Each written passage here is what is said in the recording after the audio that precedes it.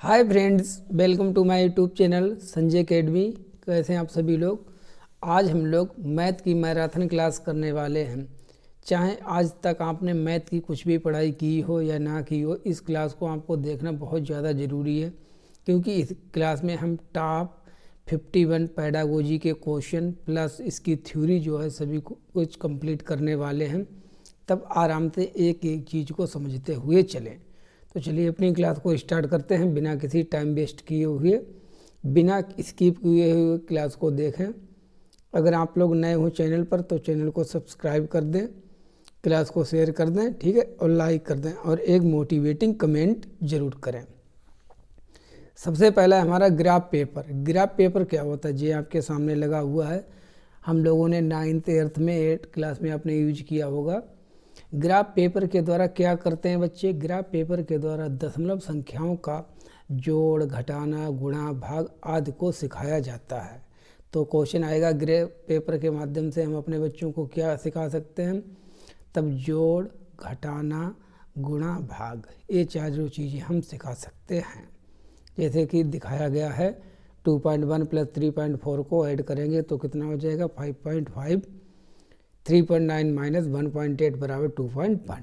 तो यह चीज़ हम ग्राफ पेपर के माध्यम से कर सकते हैं। दूसरी चीज़ है जो पूछी जाती है कि डार्ट पेपर क्या होते हैं।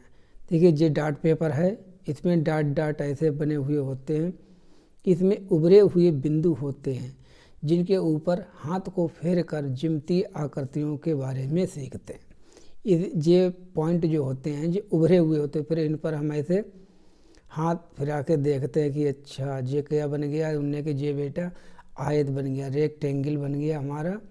इस प्रकार से आयत है, त्रिभुज है, वर्ग है, पंचभुज है, इस प्रकार की आकृतियों के बारे में, ज्यामिति के बारे में हम सीख सकते हैं डार्ट पेपर के माध्यम से। अगला है सबसे ज़्यादा इम्पोर्टेंट, पूछा जाता है कि अबेकस क्या होता है। इसके अलग अलग नाम हैं, तो सभी नाम मैंने यहाँ पर मेंशन किए हैं। अबेकस जिसको हम गिनतारा कहते हैं या मोतियों की माला कहते हैं, इसका प्रयोग नाम से एक क्लियर है, गिनती सिखाने के लिए किया जाता है। स्थानीय मान है, जातीय मान है को सिखाने के लिए हम अबेकस का प्रयोग करते हैं। इसका आविष्कार कहाँ हुआ था पूछा जाता है, तब इसका अबेकस का जो आविष्कार है वो चीन में हुआ था। ये अबेकस रखा हुआ है जो आपने क्लास में देखा वगैरह होगा, प्राइमरी क्लासों में। देखिए ये बच्चे सीख रहे हैं। चौथी चीज़ है हमारा जियो बोर्ड। एक जियो बोर्ड होता है, एक जियो जेब्रा होता है। जियो बोर्ड क्या है, ये मूलभूत ज्यामिति, ये सभी चीज़ें ज्यामिति सिखाने के लिए, ज्यामिति सिखाने का के काम आता है। इसके द्वारा 2D आकृतियों के बारे में सिखाया जाता है। इससे 3D आकृतियों के बारे में हम नहीं सिखा सकते। आपको एक चीज़ ये ध्यान रखनी है कि 2D आकृतियों को ही केवल हम जियो बोर्ड पर दिखा सकते, 3D को नहीं। 3D आकृतियाँ भी होती हैं जिनमें लंबाई, चौड़ाई, ऊंचाई तीनों होती है, जैसे घन और हमारा घनाभ। और जियो बोर्ड्स पर कौन सी आकृतियों को हम दिखा सकते हैं, देखिए आयत है, ये भी आयत है, वर्ग है, चतुर्भुज है, इन सभी प्रकार को, त्रिभुज है, पेंटागन है, इनको हम दिखा सकते हैं। इसमें होता क्या, इसमें एक रबर बैंड होता है, रबर का प्रयोग किया जाता है। रबर या धागे का कुछ किसी का भी प्रयोग कर सकते हैं, जैसे त्रिकोण, वर्ग, आयत। तो 2D आकृतियों को जियो बोर्ड के माध्यम से सिखाया जाता है। नोट, ये मोस्ट इम्पॉर्टेंट है, नोट है, यहीं से क्वेश्चन वो पुटअप करते हैं सीटेट वाले। जियो बोर्ड से घन, घनाभ, बेलन, शंकु के बारे में नहीं सिखा सकते। क्यों, क्योंकि इन तीनों में 3 चीज़ें होती हैं, लंबाई, ऊंचाई और चौड़ाई। ये 3D आकृतियाँ हैं और 3D आकृतियों को हम जियो बोर्ड पर नहीं दिखा सकते हैं। अगला हमारा टेनिग्राम। ये टेनिग्राम क्या है, यह चीन की एक पुरानी पहली पद्धति है टेनिग्राम। इसमें पिक्चर्स के माध्यम से ज्यामितीय आकृतियों के बारे में सिखाया जाता है। इसमें अलग अलग आकृतियों के कितने टुकड़े होते हैं, 7 टुकड़े होते हैं, जिनमें से कई जानवर, इंसानों और चीज़ों की आकृति बन सकती है इनके माध्यम से। देखिए 1 2 3 4 5 6 7 7 हैं। इन 7 के माध्यम से क्या बना दिए, चिड़िया बना दिए, बतख बना दिए, आकृतियाँ बना देते हैं। ये क्या है, ये त्रिभुज है, ये आयत है, ये हमारा वर्ग है। तो ये हैं क्या, तो इनके माध्यम से ज्यामिति को बच्चों को सिखाया जाता है, मज़ा आए, बच्चों को अच्छा लगे कि देखो बेटा ये एक चिड़िया है। जबकि हम उसको ये सिखा रहे हैं कि जिसमें 3 कोरे होते हैं वो त्रिभुज होता है, जिसमें 4 होती हैं बराबर होती हैं वो वर्ग होता है। तो ये चीज़ें हम सिखाते हैं टेलीग्राम के माध्यम से। जियो बॉक्स एक होता है, जब हम लोग छोटे थे लगभग 8th क्लास तक, तो जिसको हम लोग कहते थे जियोमेट्री बॉक्स। ठीक है, जियोमेट्री बॉक्स को ही जियो बॉक्स कहते हैं। इसमें स्केल है, प्रकार है, चांदा है, सभी चीज़ें रखी हुई होती हैं। ठीक है, उसको कहते थे जियो बॉक्स। 7वां अब है हमारा क्वेश्चन। फिर अभी हम क्वेश्चन करेंगे, फिर इसको पढ़ेंगे, फिर क्वेश्चन करेंगे। इस प्रकार से बिल्कुल कंप्लीट आपका तैयार हो जाएगा। निम्नलिखित में से किसने गणितीय खगोल विज्ञान के क्षेत्र में काम किया? Who among the following has worked in the field of mathematical astronomy? Mahavira, Aryabhata, Bhaskara first और रामानुजन। तो रामानुजन गणितज्ञ थे, आर्यभट्ट भी गणितज्ञ थे जिन्होंने 0 दिया था। तो इसका जो क्वेश्चन का आंसर हो जाएगा, जब आया हुआ है क्वेश्चन सीटेट में, इसका आंसर है भास्कर फर्स्ट। भास्कर फर्स्ट थे, वो कौन थे, खगोलविद थे। पहले का सी हो गया। अब क्वेश्चन स्टार्ट है, क्वेश्चन करेंगे। बाइलिंगुअल क्वेश्चन है, कोई आपको प्रॉब्लम ना हो। देखिए सेकंड क्वेश्चन है हमारा, निम्नलिखित में से कौन सी परिस्थिति यह दर्शाती है कि बच्चे ज्ञान का निर्माण स्वयं कर रहे हैं? किस वाले ऑप्शन में बच्चे स्वयं से ज्ञान का निर्माण कर रहे हैं? किस प्रकार से आपको पेपर में करना? देखिए इस क्लास में मैं आपको बहुत सारी ट्रिक भी बताने वाला हूँ कि कौन सी ट्रिक को अप्लाई करके आप पेपर को जल्दी कर सकते हैं, कितना भी लेंथी पेपर हो। शिक्षकों ने श्याम पट पर अधूरे पहाड़े लिखे हैं और बच्चे उन पहाड़ों को श्याम पट पर लिखकर पूरा कर रहे हैं। तो इसमें कोई भी बच्चे ऐसा है ज्ञान का निर्माण नहीं कर रहे हैं, सीधे सीधे उतार रहे हैं, कॉपी कर रहे हैं। कक्षा का सर्वोत्तम छात्र छात्रा पहाड़ों को ऊंचे सुर में पढ़ रहा है, बाकी विद्यार्थी के पीछे पीछे दोहराए रहे। जैसे जब हम लोग छोटे थे तो प्राइमरी में देखा होगा आपने कि एक बच्चा खड़ा हो जाता, कहता 1 काई, 2 काई, 3 काई, 4 काई, और भी बच्चे साथ साथ बोलते हैं। तो इसमें भी कुछ नहीं है ज्ञान का निर्माण। बच्चे एक साथ पहाड़े का पठन करना, इसमें कौन सा भाई हो रहा है ज्ञान का निर्माण? चौथा, बच्चे को हस्त कौशल सामग्री जो कि हाथ से बनाई हुई है, हस्त कौशल सामग्री जैसे संख्याओं के ग्रिड, आयताकार सरणियों में व्यवस्थित गिट्टियाँ, ठीक है, गिट्टियाँ दी गई हैं और गुणन करके पैटर्न खोज रहे हैं।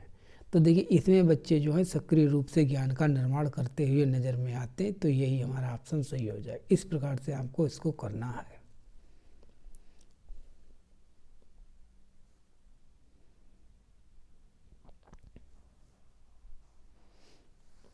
क्वेश्चन नंबर 3, निम्नलिखित कथनों में से कौन सा सही नहीं है? 3 गलत हैं, इसको सर्किल कर लिया करें जिसमें नहीं लिखा हो, नहीं तो आप गलत कर जाते हैं।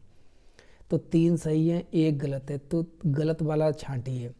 विद्यार्थियों की त्रुटियों को अनदेखा कर देना चाहिए, क्योंकि त्रुटियों की इशारा उनको प्रेरणाहीन करेगा नहीं। अनदेखा अगर आप बच्चों की त्रुटियों को करेंगे तो वो सीख नहीं पाएंगे अच्छी प्रकार से।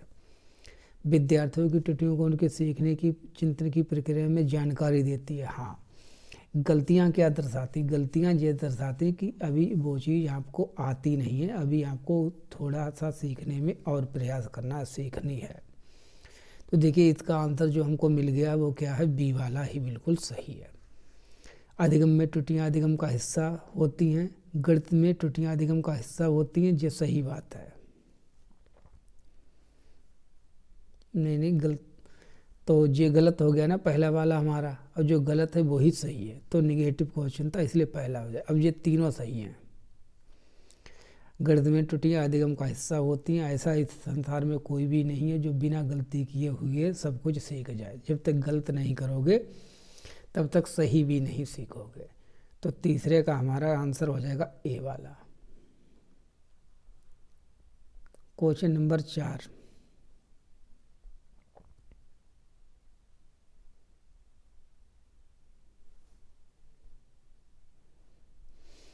आकलन के बारे में निम्नलिखित में से कौन सा कथन सही नहीं है। आकलन के बारे में मानक संदर्भित आकलन हमें बताता है कि एक विद्यार्थी अपने प्रदर्शन में अन्य विद्यार्थियों की तुलना में कहाँ खड़ा है या खड़ी है। मानक संदर्भित आकलन नैदानिक परीक्षण और उपचारात्मक परीक्षण में उपयोगी है। मानदंड संदर्भित आकलन विद्यार्थियों की अधिगम में निपुणता का मूल्यांकन करता है। इसमें 3 सही होंगे, 1 गलत होगा। मानदंड संदर्भित आकलन नैदानिक परीक्षण और उपचारात्मक परीक्षण में उपयोगी है। तो 3 तो सही हैं, डी भी सही है। नैदानिक परीक्षण उपचारात्मक शिक्षण में, यहाँ भी नैदानिक परीक्षण उपचारात्मक शिक्षण, मतलब तीसरा गलत है, क्योंकि मानदंड संदर्भित आकलन विद्यार्थी की अधिगम में निपुणता का मूल्यांकन करना, ठीक है, और जो गलत है वही हमारा सही है। तो चौथे का सही हो जाएगा। अब फिर हम कॉन्सेप्ट पढ़ेंगे।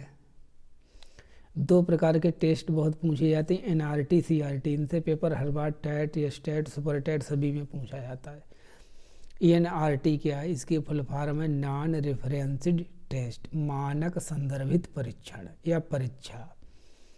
इसमें क्या होता है, इसमें एक दूसरे से ज़्यादा नंबर लाने होते हैं। इससे परीक्षा बे एग्ज़ाम जिनसे हमको नौकरी मिलती है, जिनमें मेरिट बनती है, वो सभी एग्ज़ाम एनआरटी होते हैं, नॉन रेफरेंस्ड टेस्ट, मानक संदर्भित परीक्षा। जैसे केवीएस है, DSSS है, कोई भी भर्ती परीक्षा हो गई, यूपी सुपर टेट एग्ज़ाम हो गया, मेरिट बेस्ड। इसमें बच्चों की स्टूडेंट की तुलना की जाती है आपस में, कौन किससे बेस्ट है, तभी तो मेरिट में आप फंसेंगे भाई, तभी तो मेरिट में बच्चा आएगा। तो उसमें तुलना की जाती है। किसमें? एनआरटी में। सीआरटी क्या है? इसका just opposite, criteria reference test, मानदंड। इसमें मानदंड बना दिए जाते हैं पहले कि 82 नंबर 90 नंबर ले आइए, आपको मैं सीटेट और टेट में पास घोषित कर दूंगा। तो मानदंड हमने बना दिए हैं। तो ये क्या है? मानदंड। तो जो सीटेट एग्ज़ाम है, टेट एग्ज़ाम है, ये सब कहते हैं ये है मानदंड संदर्भित परीक्षा। इसमें मास्टरी सीखने पर ध्यान दिया जाता है। पास फेल होने के लिए निश्चित नंबर हैं, बिल्कुल सही है। जैसे टेट सीटेट सभी पात्रता परीक्षा है। अब इनमें डिफरेंस कर लेते हैं, ये इम्पोर्टेंट है, इसको ध्यान कर रखना। एनआरटी क्या होती है और सीआरटी। एनआरटी सामान्य रूप से एनआरटी में परीक्षार्थियों के लिए प्रदर्शन का मापन तुलनात्मक रूप से किया जाता है, मतलब तुलना की जाती है बच्चों की। जबकि मानदंड संदर्भित परीक्षा सीआरटी में परीक्षार्थियों के प्रदर्शन का, आपकी देखिए सीटेट आप देने जा रहे हैं तो आपकी कंपटीशन अपने आप से है, सेल्फ से है। क्यों? क्योंकि इससे आपको नौकरी तो मिलनी नहीं, तो आपको 82-90 का आंकड़ा पार करना है। ये आपकी अपने आप से कंपटीशन है। इसमें दूसरे से आपकी कोई कंपटीशन नहीं, क्योंकि इससे मेरिट बन के नौकरी नहीं कोई मिलने जा रही है, ठीक है। इसमें बेंचमार्क के आधार पर किया जाता है।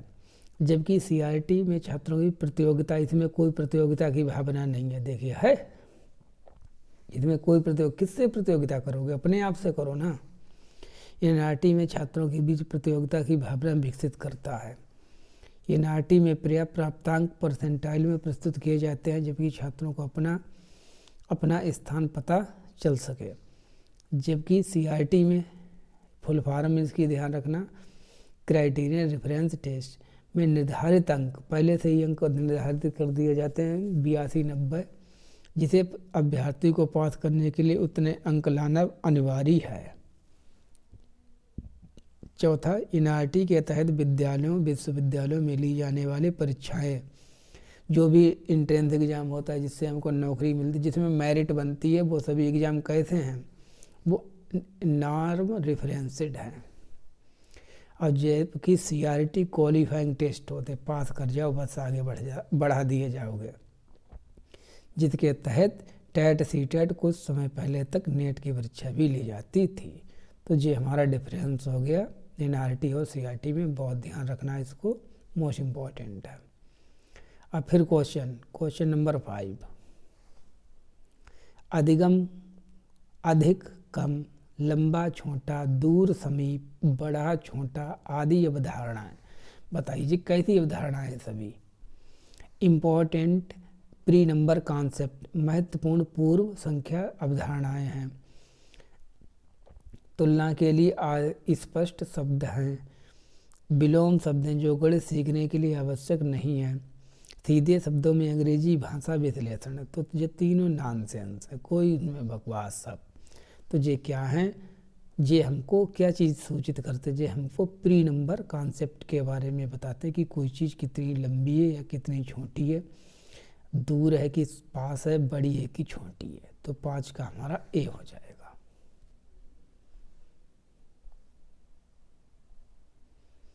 6,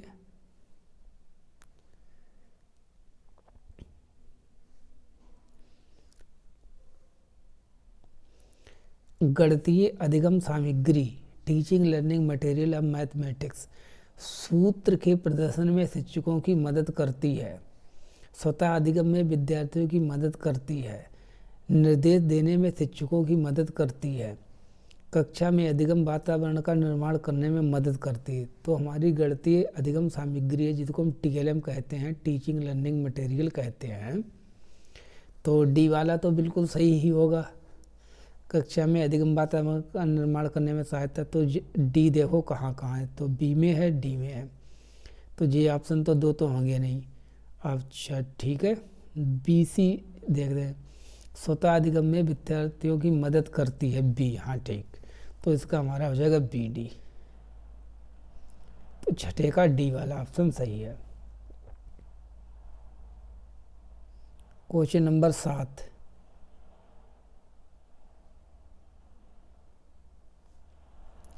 एक शिक्षिका गणित में रोल प्ले भूमिका निर्वहन विधि का उपयोग करती है, उसका उद्देश्य है, क्या उद्देश्य है, role play method in mathematics class हर एम इज, अनुशासन बनाए रखना, बच्चों को व्यस्त रखना, विचारों का बहिर्निवेशन, बच्चों का मनोरंजन करना। तो अध्यापिका का क्या उद्देश्य हो सकता है, वो रोल प्ले क्यों करवा रही है, क्या केवल डिसिप्लिन रखने के लिए, नहीं, बच्चे बिजी रहें और सीखें, कीपिंग चिल्ड्रन बिजी, बच्चों को व्यस्त रखना, चिल्ड्रंस बिजी, इंटरटेनिंग केवल इंटरटेनमेंट के लिए, नहीं, ये भी गलत है। तो 7वें का बी वाला सही है।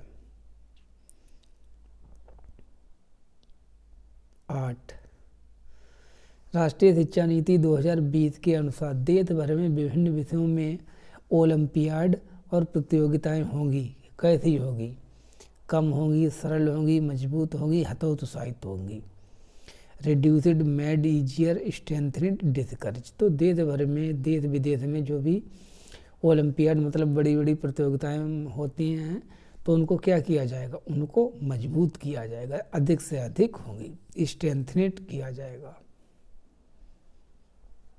जैसे भी प्रीवियस ईयर क्वेश्चन पेपर आए। अगला क्वेश्चन है हमारा,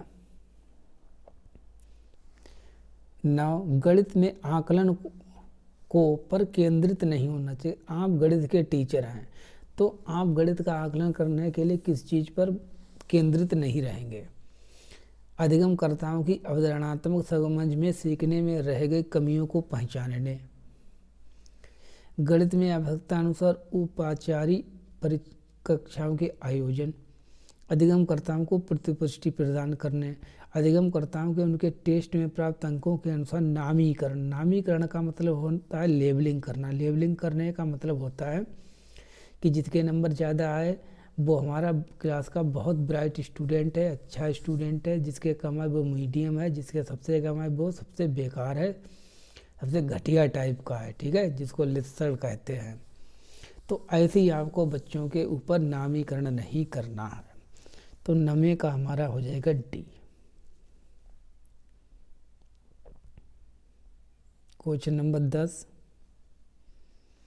निम्नलिखित में से बुनियादी संख्या ज्ञान का अति महत्वपूर्ण पहलू पक्ष कौन सा है? बुनियादी संख्याओं का ज्ञान, शीघ्रता से और सटीक परिकलन करना, doing quick and accurate calculation, बहुत जल्दी गणित गुणा भाग कर डालना, डेवलपिंग नंबर सेंस, संख्या बोध का विकास करना, मूलभूत संख्या संक्रियाओं के लिए मानक कलन विधियों की अच्छी तरह समझो। मानक शब्द जो है हमेशा नेगेटिव होता है। मैथ के अगर आपने नेगेटिव पॉजिटिव वाली क्लास नहीं देखी तो ज़रूर देख लें, मैंने अब इनको पढ़ाया हुआ है कि जो मानक शब्द है वो स्वयं शब्द अपने आप में गलत है, तो ये भी गलत हो जाएगा।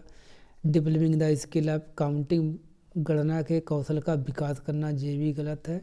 तो सबसे अच्छा जो बुनियादी चीज़ है वो क्या हमारा शीघ्र, वो हो जाएगा हमारा बी, डेवलपिंग नंबर सेंस, संख्या बोध का विकास करना बच्चों के भीतर।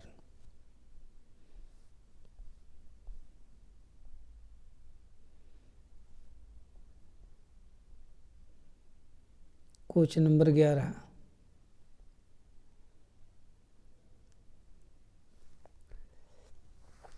राष्ट्रीय पाठचर्या की रूपरेखा 2005 के अनुसार प्राथमिक गणित पाठचर्या के लिए निम्नलिखित में से कौन सा सर्वाधिक उपयुक्त है, सबसे अच्छा है? कौन सा सबसे अच्छा है?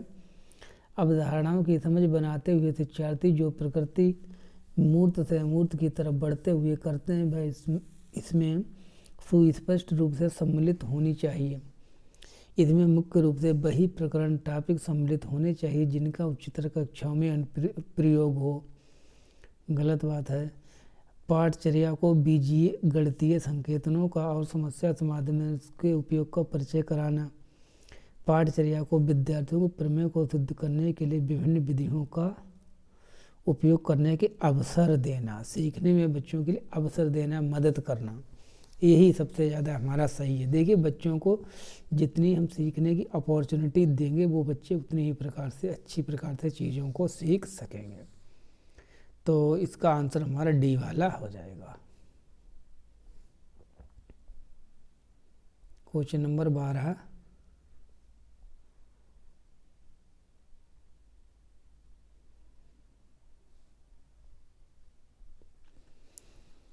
शिक्षक ने कक्षा 1 के विद्यार्थी को 54 लिखने के लिए कहा। आप टीचर हैं, आपने बच्चे से कहा बेटा 54 लिख कर दिखाओ। बच्चे ने क्या किया? बच्चे ने 504 लिख दिए। निम्नलिखित में से कौन सी इस गलती को सुधारने के लिए सर्वाधिक उपयुक्त युक्ति है? यही पैडागोजी की आप बच्चे की गलती कैसे सुधारेंगे। बच्चे को बीच में जीरो मिटाने के लिए कह देंगे सिंपल कि बेटा जीरो मिटा दो। उत्तर को गलत चिन्हित करेंगे तथा बच्चे को 5 और 4 लिखने के लिए कह देंगे। बंडल बनाने की गतिविधि का उपयोग करके यह बताना कि 2 अंकीय संख्याएं कैसे लिखी जाती हैं। विद्यार्थियों को स्वयं से ही सही उत्तर प्राप्त करने के लिए कहना कि जाओ अपने आप सही करके लाओ। तो देखिए हमको एक्टिविटी के माध्यम से बच्चों को सही और गलत सिखाना है। तो 12 का हमारा क्या हो जाएगा? 12 का हमारा सी वाला सही हो जाएगा। बंडल बनाने की गतिविधि का उपयोग करके यह बताना कि 2 अंकीय संख्या कैसे लिखी जाती है।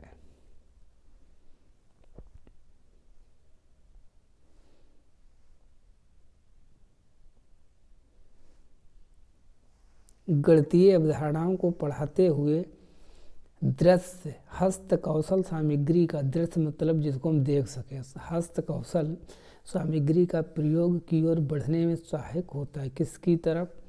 जटिल से सरल अवधारणाओं, मूर्त से अमूर्त अवधारणाओं, औपचारिक से अनौपचारिक कलन विधियों, अमूर्त से मूर्त अवधारणा। तो मैंने आपको हमेशा कॉन्सेप्ट क्या पढ़ाई थी कि बच्चों के लिए हमको कैसे पढ़ाना है, सरल से कठिन की ओर और मूर्त से अमूर्त की ओर। पहला गलत लिखा गया है, बी सही है। मूर्त से अमूर्त की ओर जे भी गलत है, अमूर्त से नहीं होता, अनौपचारिक से औपचारिक होता है, इसमें उल्टा लिखा गया। तो इसलिए 13 का बी वाला हमारा बिल्कुल सही हो जाएगा।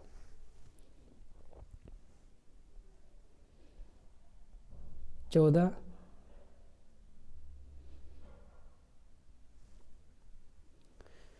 गणित में समस्या समाधान की युक्तियों में सम्मिलित है। क्या चीज़ सम्मिलित है गणित में समस्या समाधान की युक्तियों में? युक्ति का मतलब स्ट्रेटजी में। इंट्यूशन एंड एक्सपेरिमेंटेशन, अंतर्ज्ञान और प्रयोग। कंठस्थ करना, मेमोराइजेशन तो अपने आप में गलत है, तो ये तो होगा ही नहीं कंठस्थ करना। अवलोकन और प्रमेय। और रीजनिंग एंड पैटर्निंग, पैटर्न बनाना, विवेचना करना। तो क्या है गणित में समस्या समाधान की युक्तियों में सम्मिलित है? कौन सी चीज सम्मिलित है? समस्या समाधान की बात की जा रही है। रीजनिंग एंड पैटर्निंग, तो क्या हो जाएगा हमारा 14 का D. Reasoning and patterning, pattern बनाना और विवेचना करना। नहीं, ये नहीं होगा, इससे भी ज़्यादा सही जो है पहला वाला है हमारा, अंतर्ज्ञान और प्रयोग। इसमें रीजनिंग तो सही है, पैटर्न गलत हो जाएगा। अवलोकन प्रमेय ये भी गलत, ये तो याद करने है, तो ए वाला हमारा सही है।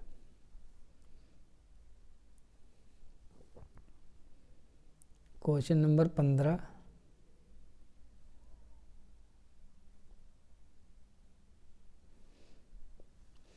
निम्नलिखित में से कौन सा कथन गणित में मानकीकृत परीक्षाओं के लिए सर्वाधिक उपयुक्त है?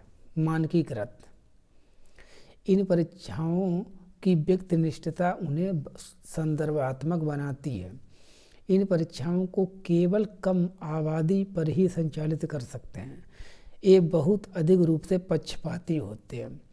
ये बच्चे की क्षमता का समग्र चित्र प्रस्तुत नहीं करते हैं। के लिए सर्वाधिक उपयुक्त क्या है? जो मानकीकृत टेस्ट होते हैं वे बच्चे की सही छवि का प्रयोग हमको जो है आइडिया नहीं देते हैं। हो सकता है बच्चे ने रट कर एग्जाम पास कर लिया हो, चीज़ों को समझा ना हो, तो इसलिए 15वें का हमारा डी वाला सही हो जाएगा। बच्चे की क्षमता का समग्र चित्र प्रस्तुत नहीं करते, इसीलिए इनको निगेटिव माना गया है।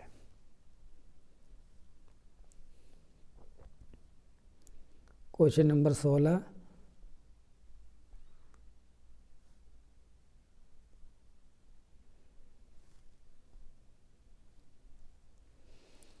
निम्नलिखित में से कौन सा गणित में आकलन के लिए सबसे कम प्रासंगिक है? निगेटिव क्वेश्चन है, ठीक है, निगेटिव क्वेश्चन है, समझ के करें। निगेटिव क्वेश्चन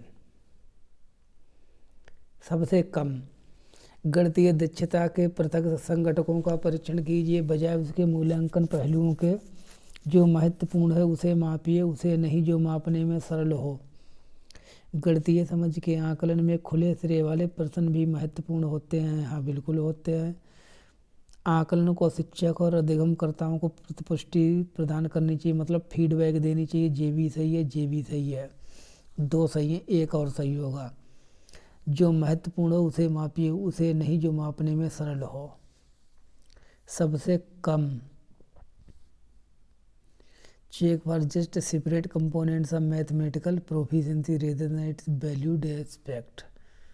तो सबसे कम जो हमारा है वो ए वाला है। तो इस प्रकार से भी हमको क्वेश्चन करने को आ जाते हैं। क्वेश्चन नंबर 17, प्राथमिक स्तर पर गणित की पाठ्य पुस्तक में अनिवार्यता से यह अवसर उपलब्ध होने चाहिए। किस चीज़ के अवसर हमको बच्चों को देने चाहिए? एक प्रश्न में कई जटिल अवधारणाओं का समाकलन होना, अभ्यास के लिए बहुत सारे प्रश्न देना, गणित में संदर्भात्मक समस्याएं देना, औपचारिक कलन विधि का अभ्यास करना। तो देखिए, प्राथमिक स्तर पर गणित की पाठ्य पुस्तक में अनिवार्यता से यह अवसर उपलब्ध करवाने चाहिए। किस चीज़ के हमको बच्चे को अवसर देने चाहिए? कंटेक्चुअल प्रॉब्लम्स इन मैथमेटिक्स, जो बच्चों के सामाजिक सांस्कृतिक संदर्भ से जुड़ी हुई हैं, जिनके बारे में आप पढ़ा चुके हैं, उनसे रिलेटेड आप बच्चों को अधिक से अधिक प्रॉब्लम्स करवाइए।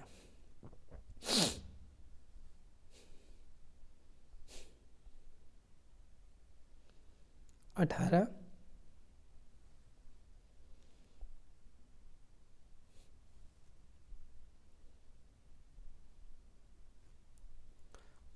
बैन हिले के ज्यामितीय चिंतन के सिद्धांत के अनुसार प्राथमिक कक्षा के बच्चों में दृश्यीकरण, देखकर पहचान लेना, जैविक सिद्धांत आगे पढ़ेंगे के बुनियादी स्तर की अवधारणा के बारे में निम्नलिखित में से कौन सा कथन सही है?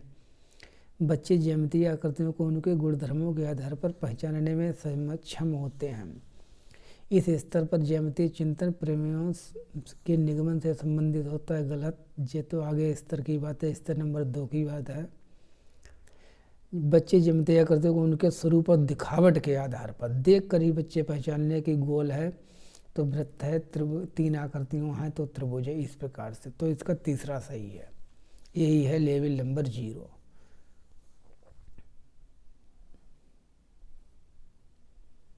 Question number 19। अब 19 में इतना लंबा चौड़ा क्वेश्चन है, आपको कैसे इसको करना है 1 मिनट के अंदर। ये सब कहानी लिखी हुई, केवल CPD जैसे अवसरों को आरंभ करना। CPD क्या है? CPD इसकी फुल फॉर्म आपको पता होनी चाहिए। तो इसकी फुल फॉर्म होती है कंटिन्यूअस प्रोफेशनल डेवलपमेंट। मतलब जो अध्यापक हैं उनको पढ़ाने के दौरान एक सत्र के दौरान कम से कम 50 घंटे का प्रशिक्षण दिया जाएगा, जिससे वो नई नई चीज़ें सीख सकें। तो ये है कंटिन्यूअस प्रोफेशनल डेवलपमेंट।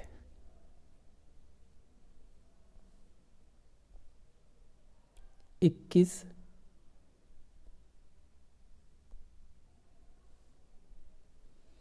मूल्यांकन विद्यार्थियों की सामान्य एवं विशिष्ट अधिगम कठिनाइयों के निदान में और उसके अनुसार औपचारिक शिक्षण की योजना बनाने में सहायता करता है। कौन? मूल्यांकन विद्यार्थियों की सामान्य एवं विशिष्ट अधिगम कठिनाइयों के निदान में उनके अनुसार औपचारिक शिक्षण की योजना बनाने में सहायता करता है। शिक्षकों की, माता पिता की, शैक्षिक अधिकारियों की, स्कूल निरीक्षकों की। तो कौन रहता है बच्चे के पास सबसे ज़्यादा? मूल्यांकन कौन करेगा? कौन उनको औपचारिक एवं निदानात्मक शिक्षण करेगा? वो करेगा टीचर। तो इसका आंसर हो गया टीचर।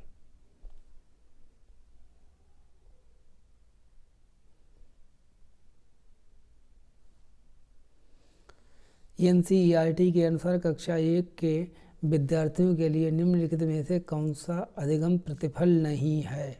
अधिगम प्रतिफल का मतलब लर्निंग आउटकम्स नहीं है। क्या नहीं है? 50 तक की संख्याओं को पहचानना और लिखना ये भी है। पुनः समूहीकरण के बिना 20 तक की संख्याओं को जोड़ना घटाना, जोड़ की अवधारणा को गुणन तक विस्तारित करना, किसी 2 अंकीय संख्या में अंक के स्थानीय मान को पहचानना। तो देखिए, और सब कुछ है उद्देश्य, लेकिन एक उद्देश्य नहीं, वो है डी वाला, किसी 2 अंकीय संख्या के अंक के स्थानीय मान को पहचानना। ये NCERT ने कक्षा 1 के बच्चे के लिए रिकमेंड नहीं किया है, और तीनों चीज़ें सही हैं।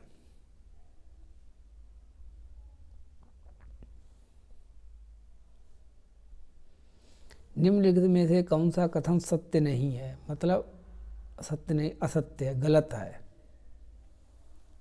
आकृतियों का समान परिमाप किंतु क्षेत्रफल भिन्न हो सकता है। मतलब 2 आकृतियाँ हो तो उनका परिमाप समान हो तब भी उनका क्षेत्रफल अलग हो सकता है। सही बात है, बिल्कुल।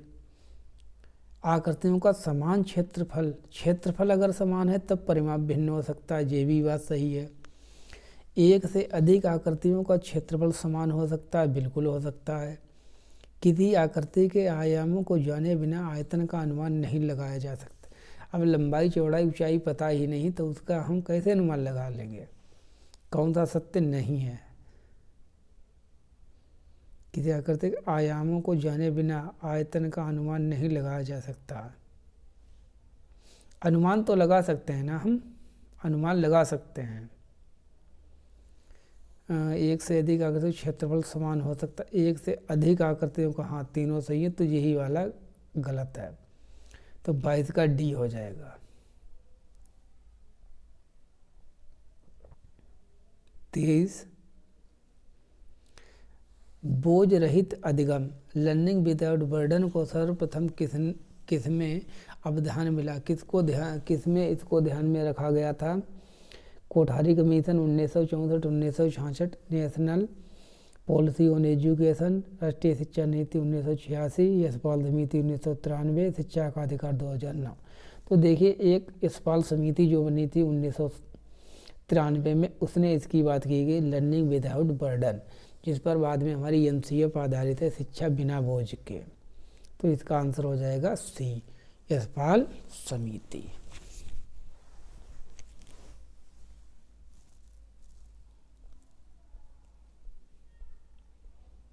अब हम फिर पढ़ाई करेंगे, थोड़ी पेडागोजी को जानेंगे। अब टेस्टिलेशन पूछा जाता क्या है, टाइलिंग या पैटर्न क्या होता है। एक सतह का आवरण होता है, देखिए क्या है, एक सतह का आवरण ही तो है, जो त्रिभुज त्रिभुज बन रहे हैं, ये भी त्रिभुज त्रिभुज बन रहे हैं, त्रिभुज ही तो बन रहे हैं। एक सतह का आवरण होता है जिसमें विभिन्न आकृतियों का प्रयोग किया जाता है। कोई भी आकृति ओवरलैप नहीं करती, देखिए इसमें कोई ओवरलैपिंग नहीं होगी, बिल्कुल सब एक दूसरे के ऊपर रखी नहीं है। ना ही आकृतियों के बीच अंतर है, ना तो अंतर है और ना ही कोई एक दूसरे के ऊपर ओवरलैप कर रही है। इससे आकृतियों के क्षेत्रफल को समझने में मदद मिलती है। इससे हमको क्या पता चलता है, इससे हमको आकृतियों के क्षेत्रफल के बारे में समझने में मदद मिलती है। तो इसलिए इस पैटर्न या टाइलिंग का प्रयोग किया जाता है। यह है हमारी पैटर्न या टाइलिंग, तो ध्यान रखना इसको। अब बैन हिले, जिससे संबंधित एक भी हम लोगों ने ऊपर क्वेश्चन किया था, ये थ्योरी मोस्ट इम्पॉर्टेंट है, इससे हर बार एक क्वेश्चन पूछा जाता है जूनियर और प्राइमरी दोनों लेवल में। तो आज हम लोग समझते हैं बहुत अच्छे से कि बैन हिले की ज्यामितीय चिंतन की संकल्पना क्या है।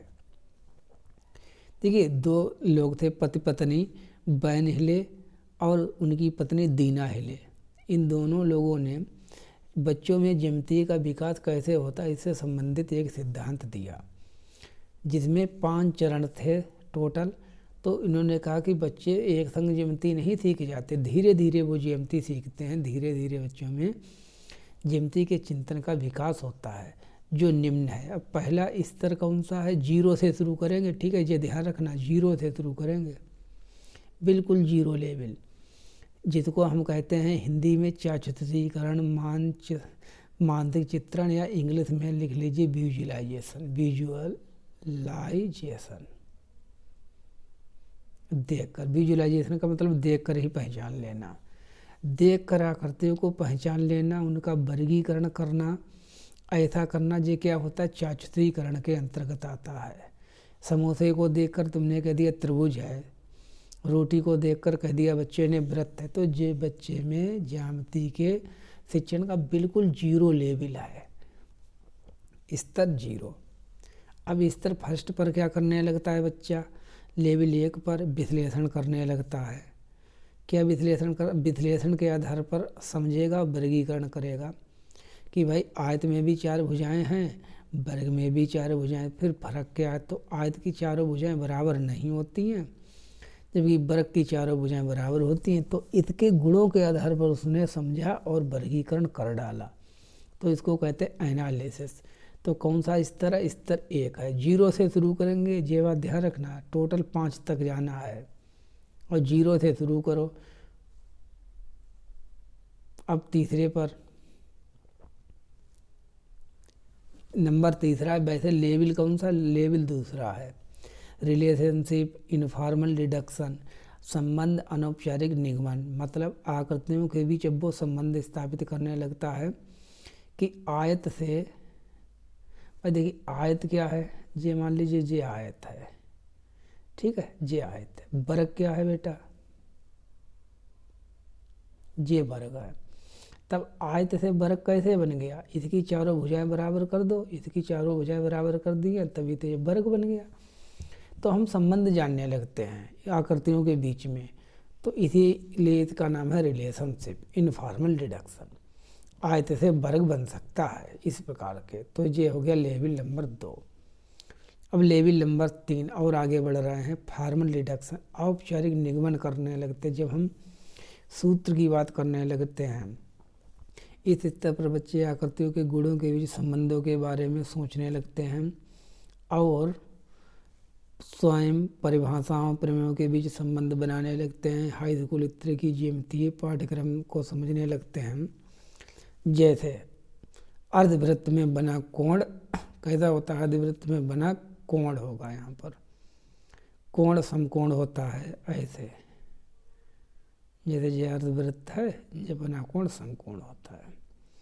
ये चीज़ें समझने लगते हैं, प्रमेयों को हल करने लगते हैं, फार्मूला जानने लगते हैं। कुल मिला के 10th तक की जो हमारी जियोमेट्री होती वो यही होती है। Area of circle pi r square होता है। जे क्या है 2 पाई आर। जे अगर कोई वृत्त है तो उसके चारों तरफ की लंबाई का जोड़ है, जिसको हम कहते हैं परिधि या परिमाप, परिधि। ठीक है, तो ये स्तर 3 हो गया। और इसके आगे जो है लेवल नंबर 4 है, संख्या में 5, इसको कहते हैं रिगर, दृढ़ता। बहुत ज़्यादा कठिन, बिल्कुल प्रोफेसर, इंजीनियर, हाई लेवल, तो उच्च स्तर सीखने का गणित, वो कौन सा है? वो है रिगर, लेवल नंबर 4। अब प्राइमरी में केवल 2 ही लेवल तक को आपको प्रयोग करना है, 0 लेवल, 1 लेवल, 2 लेवल, यहाँ तक बस आकृतियों में बच्चे संबंध स्थापित करने लगे। ऐसे ऐसे हम लोगों में ज्यामिति का विकास होता है। विजुअलाइजेशन देखकर एनालिसिस गुणों के आधार पर इन्फॉर्मल डिडक्शन रिलेशनशिप, जिसको अन्य नाम से जानते हैं, आकृतियों में संबंध स्थापित करना। डिडक्शन का मतलब फार्मूला, और रिगर का मतलब होता है बहुत ज़्यादा कॉलेज स्तर का, प्रोफेसरी लेवल का। तो ये हो गया हमारा पूरा बर्नौली का सिद्धांत। अब फिर हम लोग क्वेश्चन करेंगे।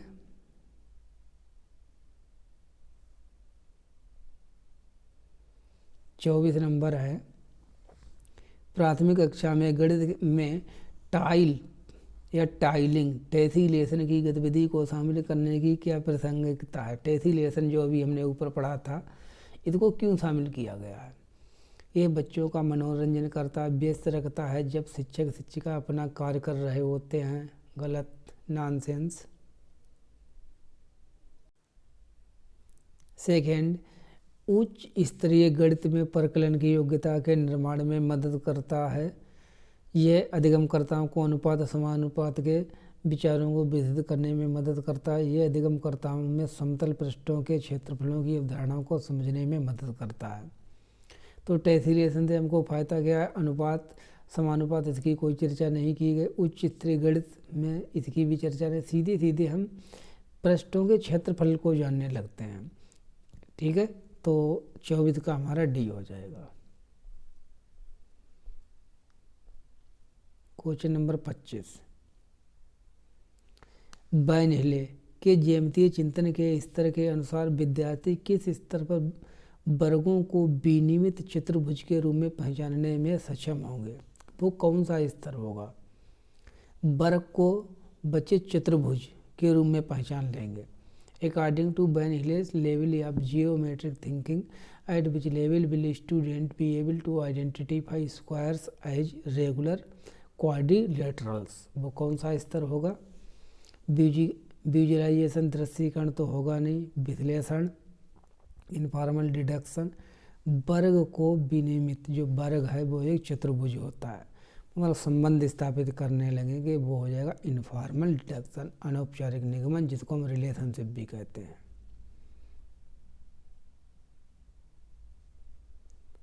रिलेशनशिप, संबंध। 26,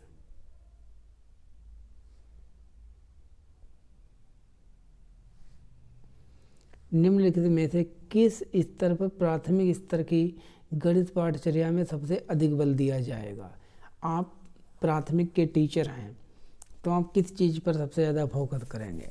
औपचारिक समस्या समाधान पर, जिज्ञासा के पोषण पर, मौखिक अधिगम पर, उत्पाद अभिमुख अधिगम पर। प्रोडक्ट ओरिएंटेड लर्निंग नहीं, ओरल लर्निंग ये भी नहीं। सबसे अच्छा तीसरा बी वाला हमारा ऑप्शन है, जिज्ञासा के पोषण पर। बच्चे की जो भी इच्छा है, जानना चाहता है, उस चीज़ को हम बच्चे को आराम से बताएंगे।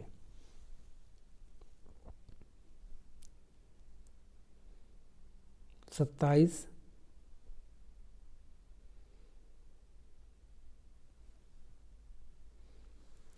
एक व्यक्ति गणित का उत्तम शिक्षक बनना चाहता है। आप गणित के एक बेस्ट टीचर बनने चाहते हैं कि जिसकी कोई टक्कर ना दे पाए, तो एक अच्छा गणितज्ञ आपको बनने के लिए क्या करना चाहिए?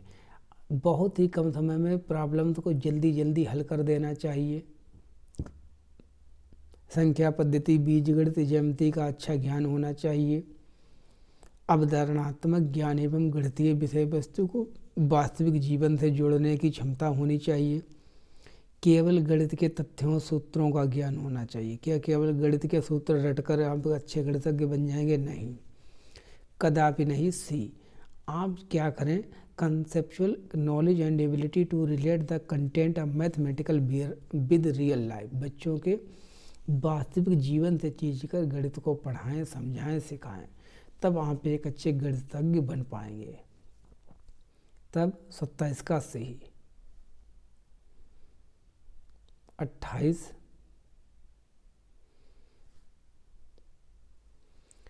निम्नलिखित में से कौन से कथन कलन विधि के लिए सही? कलन विधि मतलब वो विधि होते जिसमें हमें समस्या का समाधान बिल्कुल सिस्टमेटिक रूप से पहले से ही पता रहता है कि हमको क्या क्या कैसे कैसे करना है, जिसको हम एल्गोरिथम्स मेथड भी कहते हैं। कलन विधि को हाल ही में कंप्यूटर के विकास के बाद विकसित किया गया है।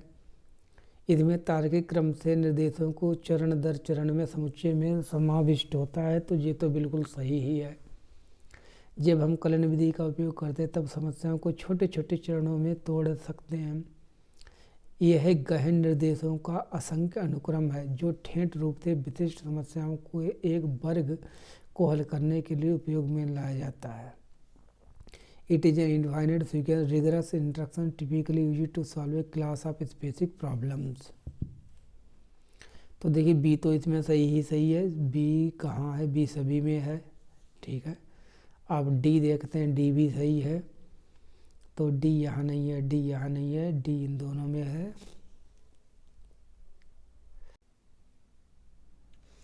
तब सी, जब हम कलन विधि का उपयोग करते हैं तब समस्याओं को छोटे छोटे चरणों में तोड़ सकते हैं। तो सी भी सही है। तो B C D, B C D कहाँ है? डी वाले ऑप्शन में। तो डी ऑप्शन हमारा सही हो जाएगा। क्वेश्चन नंबर 29, निम्नलिखित में से कौन सा घटक विद्यार्थियों में गणित के भय को बढ़ाने में योगदान नहीं करता? किसके द्वारा बच्चों में गणित से डर नहीं लगेगा? Examination system, abstract nature of mathematics, gender specific abilities, focus on standard procedure. सभी से डर लगेगा बच्चों को। लेकिन ये बताओ जेंडर का क्या मतलब? मेल हो चाहे फीमेल हो, चाहे लड़के पढ़े या लड़कियां, उससे क्या फ़र्क पड़ता है? तो ये चीज़ है, गणित के भय को नहीं बढ़ाने में योगदान करती है। क्वेश्चन नंबर 30,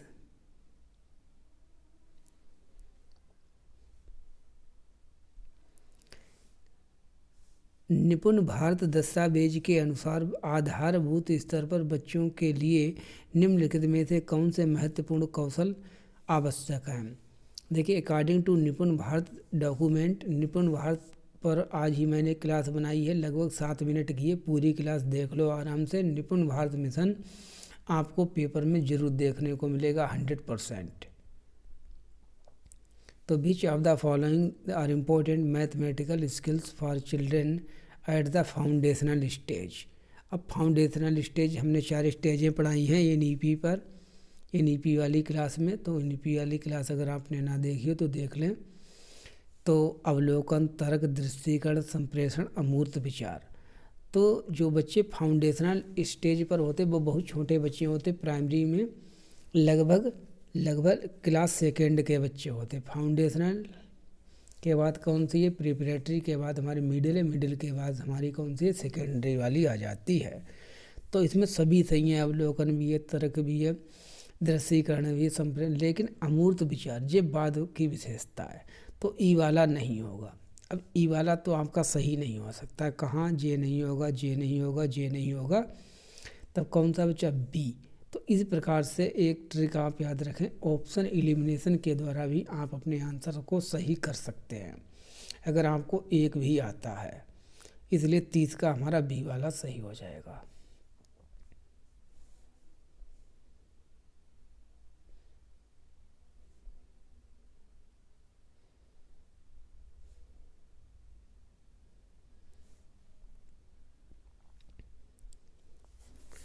संख्या बोध के विकास के लिए सबिटाइजेशन एक महत्वपूर्ण पहलू है। सबिटाइजेशन क्या है? सबिटाइजेशन का अर्थ क्या है? किसे कहते हैं सबिटाइजेशन?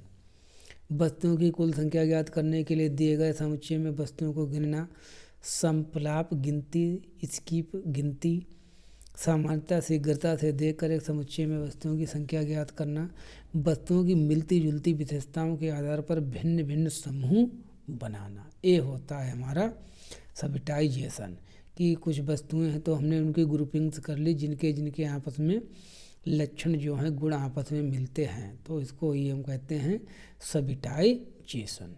तो इसलिए इसका डी वाला हमारा बिल्कुल सही हो जाएगा। क्वेश्चन नंबर 32, निम्नलिखित में से कौन सा गणित में परियोजना कार्य का उद्देश्य नहीं है? परियोजना कार्य के 3 उद्देश्य हैं, एक नहीं है। वो कौन सा नहीं है? बच्चों को अर्थपूर्ण रूप से सामूहिक कार्य में संलग्न रखना बिल्कुल है।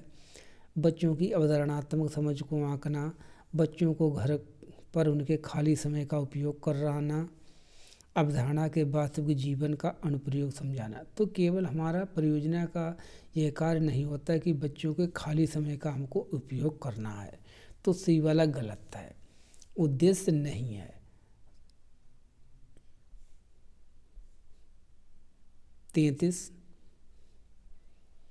प्राथमिक स्तर पर प्रतिरूप पहचान पूर्वानुमान पर विशेष बल दिया जाता है। At primary stage a lot of emphasis should be given to pattern recognition and prediction because, क्योंकि ऐसे अभ्यास गणित में विवेचन कौशल को प्रोत्साहित करते हैं, बच्चों को सृजन कला में व्यस्त रखते हैं, ये बच्चों को प्रतियोगात्मक परीक्षाओं के लिए तैयार करते हैं, प्रतिरूपों को सीखना आसान है। तो क्यों पूर्वानुमान और प्रतिरूप पहचान पर फोकस किया जाता है? क्योंकि ये बच्चे में such exercise promote reasoning skill in mathematics, बच्चों में इससे रीजनिंग स्किल जो है वो डेवलप होती है। कम्पिटिटिवनेस को तो आपको कभी बढ़ाना ही नहीं है। और patterns are easy to learn, ये भी बात गलत है। It help engaging creative art, ठीक है, तो क्रिएटिव आर्ट वाला भी हमारा सही नहीं। बच्चों को सृजन कला में व्यस्त रखना केवल इसलिए नहीं।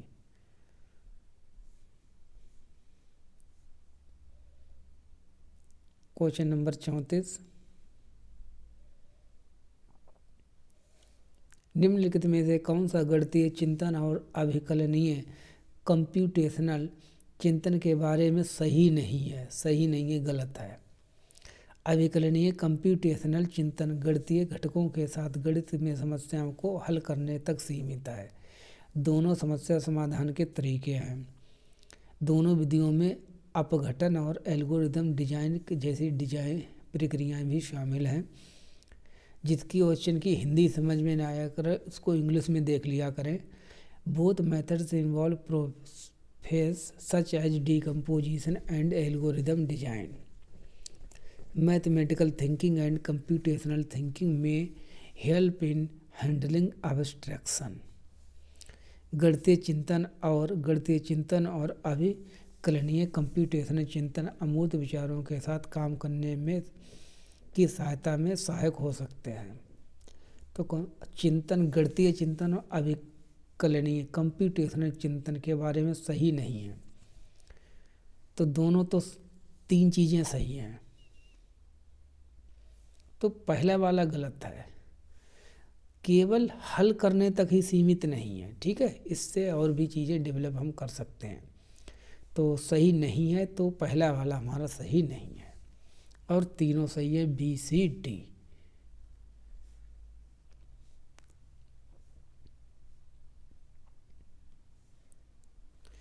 निर्देश के दौरान अधिगम की प्रगति को आंकने के लिए गणित शिक्षक द्वारा निम्नलिखित में से किस आकलन विधि का उपयोग किया जाता है?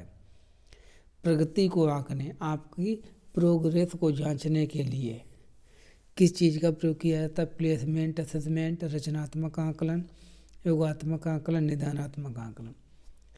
शिक्षक द्वारा निम्न किस आकलन विधि आपकी प्रगति को आकलन के लिए अधिगम की प्रगति को इंग्लिश में पढ़ लें। Which of the following assessment method is used by a mathematics teacher to assess learning progress during instruction के दौरान। तो इसमें हमारा हो जाएगा रचनात्मक आकलन। ध्यान से पढ़ लिया करें क्वेश्चन को, एक नहीं 2 बार, नहीं तो इसका आंसर योगात्मक होता अगर बाद में करना होता, लेकिन हमको पढ़ाने के दौरान ड्यूरिंग की बात की जा रही, इसके लिए इसका आकलन हो जाएगा हमारा रचनात्मक आकलन। 35 का बी। 36 निम्नलिखित में से कौन सा राष्ट्रीय पाठचर्या की रूपरेखा 2005 के अनुसार प्राथमिक स्तर पर गणित शिक्षण का सर्वाधिक महत्वपूर्ण पहलू है, बताइए। एनसीएफ 2005 के अनुसार गणित पढ़ाने के लिए प्राइमरी में सबसे ज़्यादा इम्पोर्टेंट चीज़ क्या है? उच्चतर शिक्षा और रोजगार के लिए बच्चों को तैयार करना, बच्चों को कोडिंग के लिए प्रोन्नत और तैयार करना, गणित को बच्चों के जीवन के अनुभवों का हिस्सा बनाना, भविष्य में एक व्यापारी बनाना। Mathematics is a part of real life. जो गणित है वो हमारे दैनिक जीवन का एक हिस्सा है। भाषा के बाद जो दूसरा सबसे ज़्यादा जिसका हम प्रयोग करते हैं दैनिक जीवन में वो गणित ही है। ये बात ध्यान रखना। गणित आपके इतने बसा हुआ है, घड़ी में कितना टाइम हो गया, कितना घटाया, कितना लाए, क्या सौदा लानी है, कितने रुपए में। तो बिल्कुल हम भाषा के बाद सबसे ज़्यादा गणित का अपने दैनिक जीवन में प्रयोग करते हैं, इसलिए हम सी को सही करेंगे। क्वेश्चन नंबर 37 निम्नलिखित में से कौन सा गणितीय प्रतिरूपण का उदाहरण है? गणितीय प्रतिरूपण मतलब मैथमेटिकल मॉडलिंग का कौन सा उदाहरण है? परिकलन यंत्रों का निपुणता से प्रयोग करना, एक शाब्दिक समस्या के लिए समीकरण बनाना, लंबी गणना को करने के लिए गणितीय युक्तियों का प्रयोग करना, 3 विमाओं वाली त्रिविम आकृतियों के नमूने बनाना। गणितीय प्रतिरूपण का उदाहरण है विच of the following is an example mathematical modelling.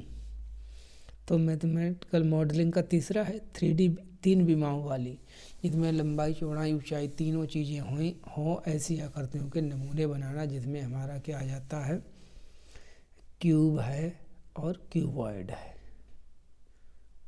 घन एवं घनाभ।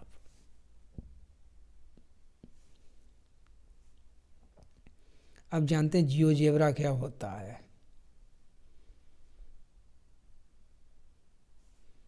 ये क्वेश्चन पूछा गया था लास्ट ईयर। जियोजेब्रा एक ज्यामितीय बीजगणित व कैलकुलस को सिखाने के लिए ज्यामिति। जियो माने क्या होता है? जियो माने अर्थ नहीं है, ना ही जियो की सीमा है। जियो का मतलब होता है जियोमेट्री।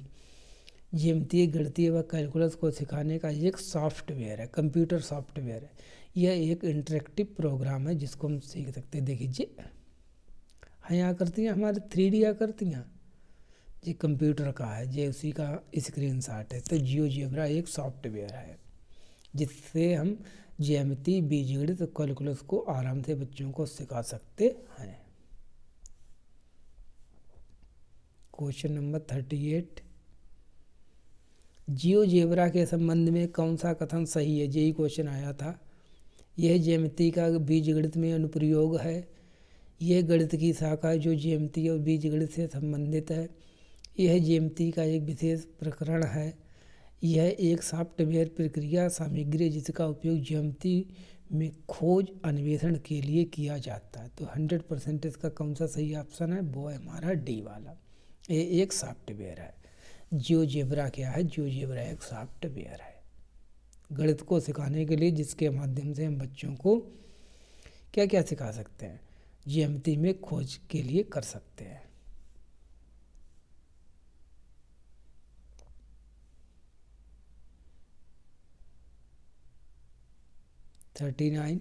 गणित के शिक्षण अधिगम के संबंध में निम्नलिखित में से कौन सा सही है? गणित के शिक्षण अधिगम के लिए निर्देश का माध्यम गणितीय समझ पर असर करता है।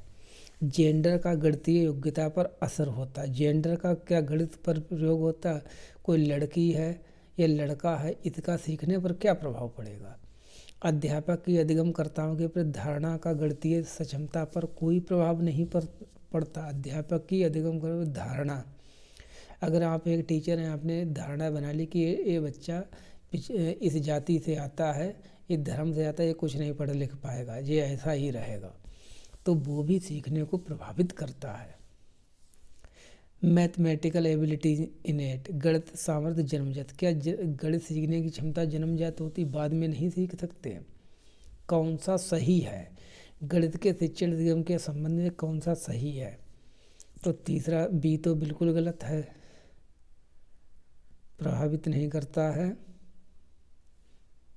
निर्देश का माध्यम गणितीय समझ पर, तो जे भी सही नहीं है, जे भी सही नहीं है, तो ए वाला सही है।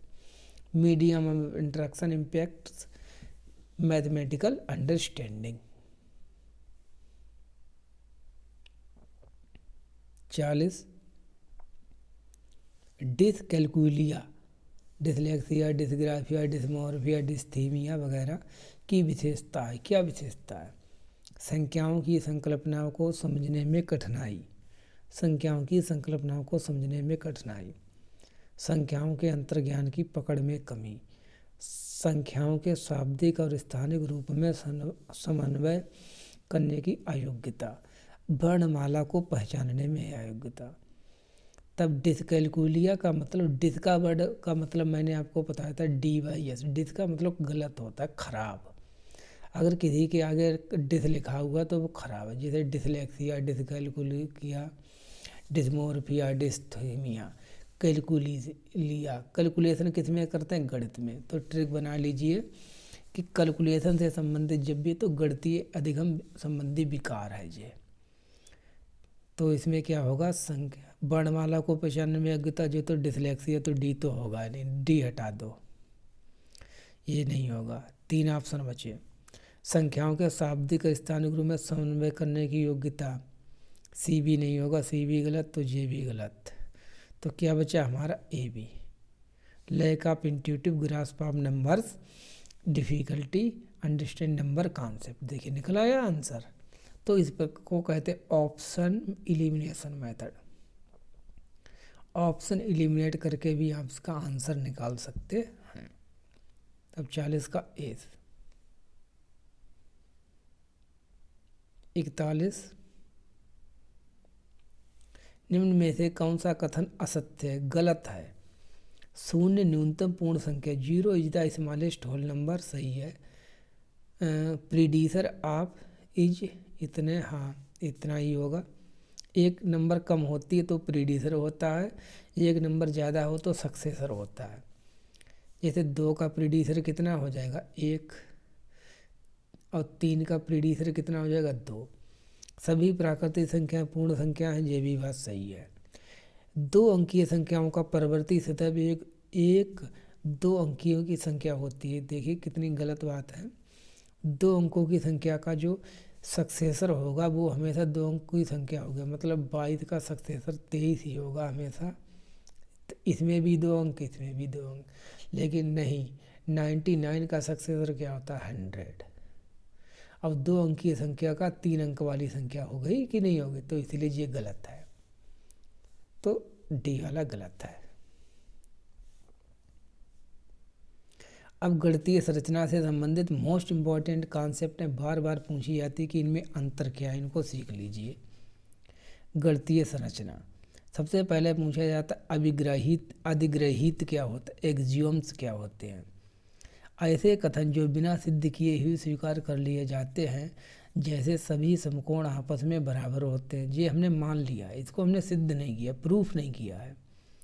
2 समांतर रेखाएं कभी भी आपस में नहीं मिलती हैं, नहीं काटती, तो ये हमारा क्या हो गया? अधिग्रहित, जिसको हम बिना सिद्ध किए भी सही मान लें। अभिधारणा क्या है? जो कथन सर्वमान्य, सभी जगह मान्य हों, सर्वमान्य होते बिना किसी प्रूफ के, इनका प्रूफ हमको नहीं देना है, बस सही है, इनको पोस्टुलेट्स कहते हैं। अभिधारणा केवल जियोमेट्री से संबंधित होती है, जबकि अभिधारणा होती किससे संबंधित? केवल जियोमेट्री के लिए पोस्टुलेट वर्ड का यूज किया जाएगा, ये ध्यान रखना। परिभाषाएं क्या होती? ऐसे कथन जो शब्द या शब्द समूह का अर्थ बताते हैं, परिभाषा कहलाती है, जिसे फिलोसफिकल, जो केवल शब्द या भाषा से बनती है। एक्सप्लेनेटरी क्या होती है? जिसमें शब्दों को समझाने के लिए चित्रों का प्रयोग किया जाए। जैसे हम वृत्त बता रहे तो हमने चित्र बना दिया, तो ये हमारी एक्सप्लेनेटरी हो गई। फिलोसफिकल का है केवल भाषा के माध्यम से किसी चीज़ को एक्सप्लेन करना। तो इनमें अंतर आता है कि क्या है, तो इनको बहुत अच्छे से नोट कर लें या इसका स्क्रीनशॉट रख लें। इसेंशियल एनवायरनमेंट में विद्यार्थियों को याद रखना होता है, जैसे त्रिभुज है, पंचभुज है, आयत है। अब आयत का नाम लेते ही आपके माइंड में ये बन जाती होगी। प्रमेय क्या होती हैं? ऐसे गणितीय कथन जो प्रूव किए जा सकते हैं। अर्धवृत्त में बना कोण समकोण होता है। त्रिभुज के तीनों कोणों का योग 180 होता है। ये क्या है? प्रमेय है, क्योंकि इसको हम प्रूव कर सकते हैं। कंजक्चर क्या होता है? जिन कथन पर हम सच मान, जिन कथनों को, ये होगा मिसप्रिंट हो गया, सॉरी, जिन कथनों को हम सच मानकर चलते हैं। जैसे होता नहीं, माना इसका मान x होगा, माना इसका मान y होगा। जिन कथनों को हम सच मानकर चलते हैं, ये प्रूफ करने पर सही या गलत भी हो सकते हैं। तो बाद में मानकर कुछ चलते हैं, निकल कुछ सकता है, या सही मानकर चलते तो गलत निकलता है, गलत मानकर चलते तो सही निकलता है। तो उस चीज़ को हम कंजक्चर कहते हैं। It is based on our understanding and experience. ये हमारी अंडरस्टैंडिंग और एक्सपीरियंस पर आधारित होता है। प्रूफ क्या होते हैं? उत्पत्ति। ये proof is made of successive sequence of mathematical statements. Proof क्या, उत्पत्ति क्या है? प्रूफ एक सक्सेसिव सीक्वेंस है, बिल्कुल स्टेप बाय स्टेज की। अर्धवृत्त में बना कोण समकोण, इसको हमको प्रूफ करना है तो पूरी स्टेप बाय जैसे लगाते करते चले जाते, बाद में कहते हैं सिद्ध, कि प्रूफ हो गया। तो उसको हम कहते हैं प्रूफ। अब क्वेश्चन अगला हमारा, ऐसे कथन जिसे सत्य माना जाता है क्योंकि वह स्वतः सिद्ध होता, स्वयं में सत्य होता है, उसे क्या कहते हैं? प्रमेय कहते हैं? नहीं, प्रमेय को तो सिद्ध किया जा सकता है। उपपत्ति कहते हैं हम। अभिग्रहित कहते हैं, प्रेमिका कहते हैं। तो उसको हम एक्जियोम कहते हैं, जो स्वयं सत्य कथन होते हैं। ठीक है, जिनको सत्य करने की कोई आवश्यकता नहीं है। 43 बैन हिले के ज्यामितीय चिंतन के सिद्धांत का शुरुआती स्तर कौन सा है? सबसे पहला, बस ध्यान करें कौन सा स्तर पढ़ाया था? एक जियोमेट्रिक, अभिग्रहणितीय, दृश्यीकरण, विश्लेषण, निगमन। तो सबसे शुरुआती स्तर जिस पर बच्चे आकर हो देखकर पहचान लेते, लेवल नंबर 0, जिसको कहते हैं विजुलाइजेशन, दृश्यीकरण। 44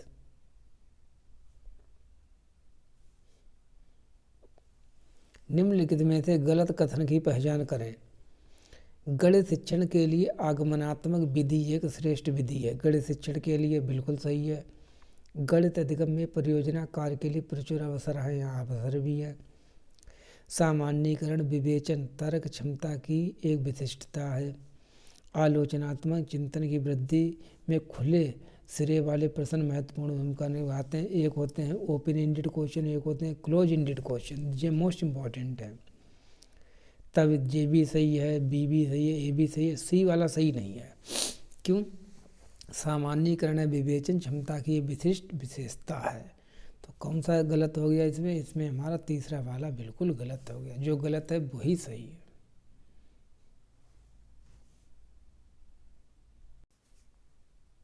चलिए आगे चलते हैं। क्वेश्चन नंबर 45 गणितीय चिंतन किसके द्वारा परिलक्षित होता है? किस चीज़ के द्वारा हमको गणितीय चिंतन दिखाई देता है? किस माध्यम से? कौन से ऑप्शन में? Identification of patterns, memorisation of formulas, memorisation of multiple tables, achieving mastery in algorithm. तो देखिए, मेमोराइजेशन रटना तो किसी चीज़ का आंसर हो ही नहीं सकता, तो इसको काट दो। तो दो तो ऐसे हम इलिमिनेट कर सकते हैं। अब 50% में आ गए हम। 50% सही हो सकता है, 50% गलत हो सकता है। ठीक है, किसके द्वारा दिखाई देता है? आइडेंटिफिकेशन ऑफ पैटर्न्स या अचीव मास एल्गोरिथम। एल्गोरिथम क्या होता है? एल्गोरिथम होता है किसी का रेडीमेड फार्मूला, पहले से ही हमको पता है कि इस प्रॉब्लम को हमको कैसे स्टेप वाइज करना है। तो वो भी एल्गोरिथम मेथड भी एक निगेटिव है। निगेटिव पॉजिटिव जो हमने पढ़ाए थे उसमें निगेटिव होता है एल्गोरिथम। तब सबसे अच्छा कौन सा है हमारा? ए, प्रतिरूपों की पहचान करना, मैथमेटिकल थिंकिंग। क्वेश्चन नंबर 46, निम्नलिखित में से कौन सा गणित में उच्च स्तरीय चिंतन से सबसे कम संबंधित है? उच्च स्तरीय चिंतन से सबसे कम संबंधित है, ये बताना है। चरों के बीच संबंधों की पहचान करना, आंकड़ों का विश्लेषण करना, दिए गए सूत्र पर आधारित समस्याओं को हल करना, गणित और दैनिक जीवन के बीच संबंध स्थापित करना। सबसे उच्च स्तर के लिए सबसे कम संबंधित कौन सा है? सीधी सी बात है, दिए गए सूत्र पर आधारित समस्या को हल करना। अब मैंने आपको किसी सर्किल है उसकी रेडियस बता दी, हमने 7 सेंटीमीटर है। अब इसका परिमाप निकालिए, तो परिमाप क्या हो जाएगा? परिधि क्या हो जाएगी? 2πr। इसमें कौन सा मैथमेटिक्स है? सीधे वैल्यू दी है, इसमें रखो, गुणा भाग करो, आंसर निकल आएगा। कौन सा आपका चिंतन विकसित हो रहा है? तो 46 का सी वाला सही है।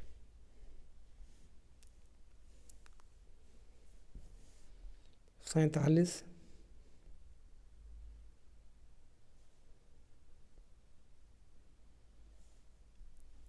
निम्नलिखित में से कौन सी आकलन तकनीकी गणित में अंतःविषयकता मतलब इंटरडिसिप्लिनरीटी, एक सब्जेक्ट को दूसरे सब्जेक्ट से जोड़कर पढ़ना। Which of the following assessment technique would help to enhance interdisciplinarity in mathematics? वृद्धि में सहायता करेगी। कौन सहायता करेगी? पोर्टफोलियो, परियोजना, क्षेत्र भ्रमण, अवलोकन। तो हमें तो नहीं लगता कि क्षेत्र भ्रमण किस चीज़ में आपकी मदद कर सकता है। क्षेत्र भ्रमण से क्या होगा? पोर्टफोलियो जो है वो तो मूल्यांकन वाली विधि है, इसमें आकलन किया जाता है बच्चों का, मतलब जो भी होता है सीखने का बस्ता है कुल मिला के जे। तो ये तो नहीं होगा, इतना तो श्योर है। तो ऑब्जर्वेशन बिल्कुल डी वाला होगा ही होगा। नहीं, ऑब्जर्वेशन का मैथमेटिक्स में क्या? इंटरडिसिप्लिनरीटी। तो परियोजना और फील्ड ट्रिप, यही दोनों हैं interdisciplinarity in mathematics. So fourth is correct, BC।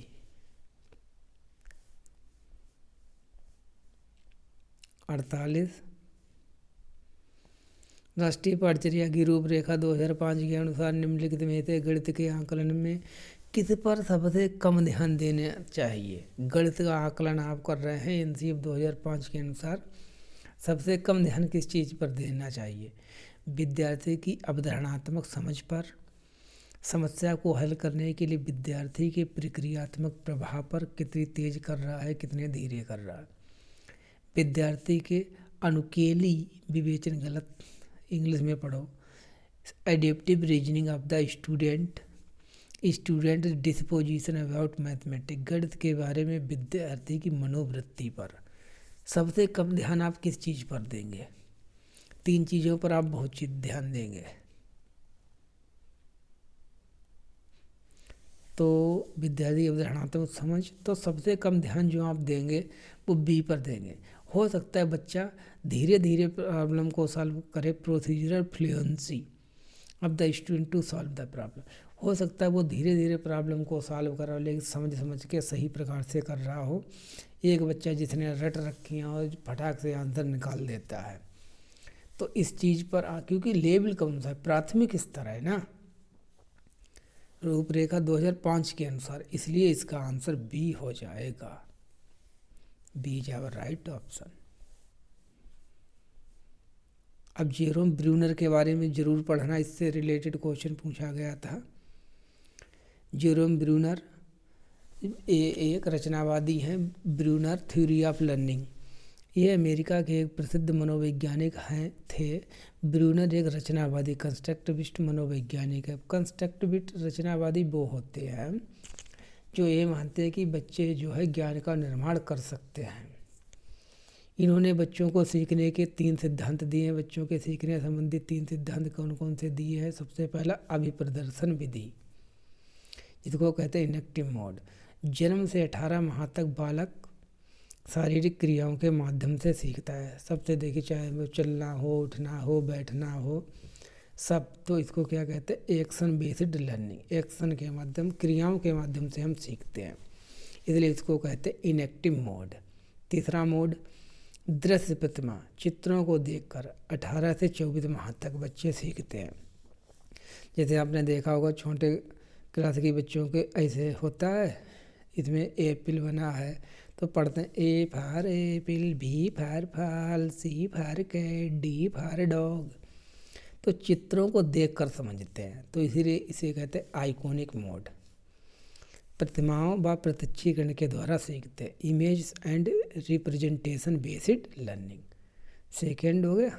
तीसरा मोड इन्होंने बताया सांकेतिक, संकेतों के माध्यम से, भाषा के माध्यम से। अब ये क्या हिंदी भाषा है, इंग्लिश भाषा है, तो हम भाषा के माध्यम से ही, जब हम लोग बड़े हो जाते हैं फिर भाषा के ही माध्यम से सीखते हैं। इसको कहते हैं लैंग्वेज बेस्ड लर्निंग। इस समय हम लोग भाषा के माध्यम से सीखते हैं। तो 3 प्रकार हो गए, तो इसको ध्यान रखना। इसका स्क्रीनशॉट ले लेना। देखिए ये क्वेश्चन आया था।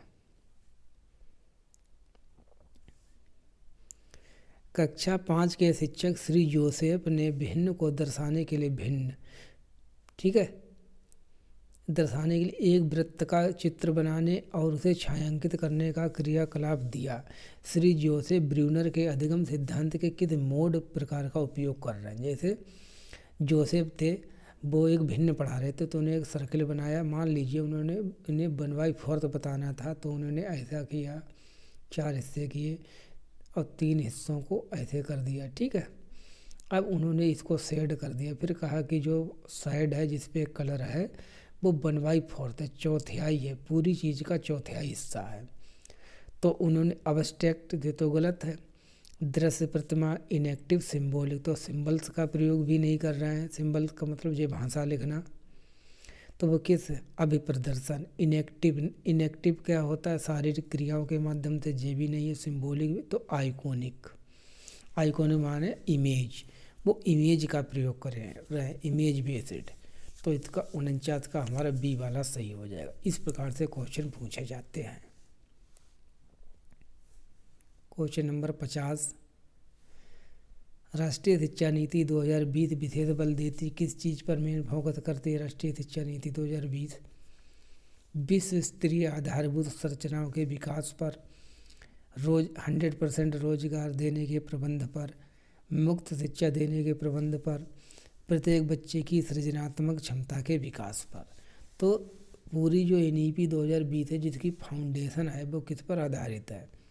कि प्रत्येक बच्चे का हमको डेवलपमेंट करना था, development of creative potential of each child, प्रत्येक बच्चे की सृजनात्मक क्षमता के विकास पर। 51,